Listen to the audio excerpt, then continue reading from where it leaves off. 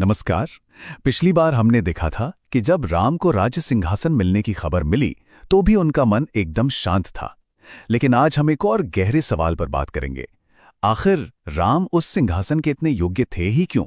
याद है, हमने पिछले भाग में बात की थी कि जब राम को राज्य मिलने वाला था तब भी उनके मन में कोई हलचल नहीं थी।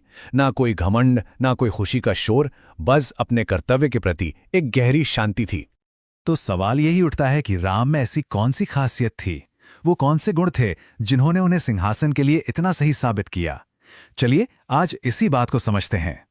देखिए, उनकी योग्यता का सबसे बड़ा सबूत कोई और नहीं बल्कि अयोध्या की प्रजा का उन पर अटूट विश्वास था।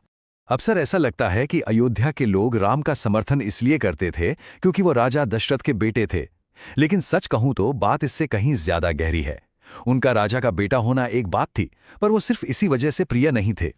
असली वजह तो ये थी कि राम का रिश्ता पद से नहीं, प्रजा से था। वो सच में हर एक इंसान के दिल में बसते थे।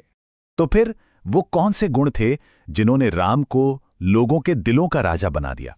दरअसल उनकी इस योग्यता के पीछे 3 बहुत मजबूत सूत्र थे। जी हां, सिर्फ 3, और यही 3 गुण उनके पूरे चरित्र की नींव थे। ये 3 सूत्र थे: विनम्रता, करुणा और मर्यादा।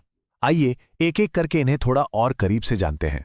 सबसे पहले बात करते हैं विनम्रता की। राम हर कला में माहिर थे, बहुत शक्तिशाली थे, फिर भी उन्होंने कभी अपने गुणों का दिखावा नहीं किया।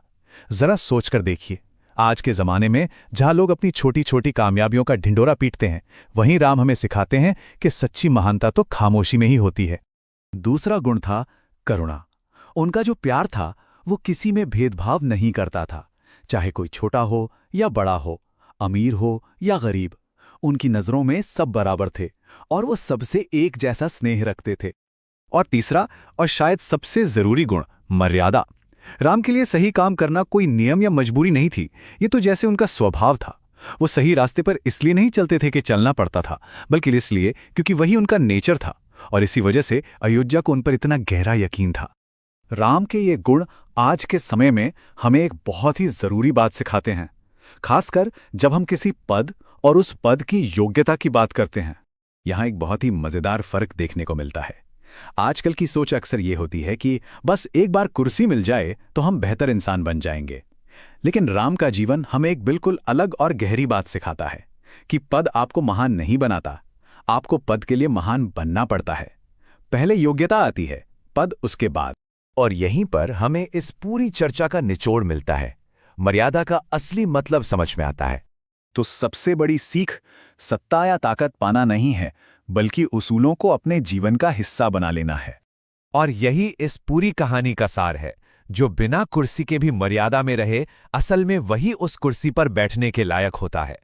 ये एक ऐसा विचार है जो उस जमाने में भी सच था और आज भी उतना ही सच है। इसीलिए राम का राजा बनना सिर्फ एक घटना नहीं थी, ये तो अयोध्या की प्रजा के उस पक्के विश्वास का नतीजा था जो राम ने अपने चरित्र और अपने गुणों से कमाया था। अगली बार हम एक बहुत ही दिलचस्प पहलू पर बात करेंगे, राजा दशरथ का प्रेम, और देखेंगे कि जब एक पिता का प्यार एक राजा की जिम्मेदारी से टकराता है तो क्या होता है। हमारे साथ जरूर जुड़िएगा।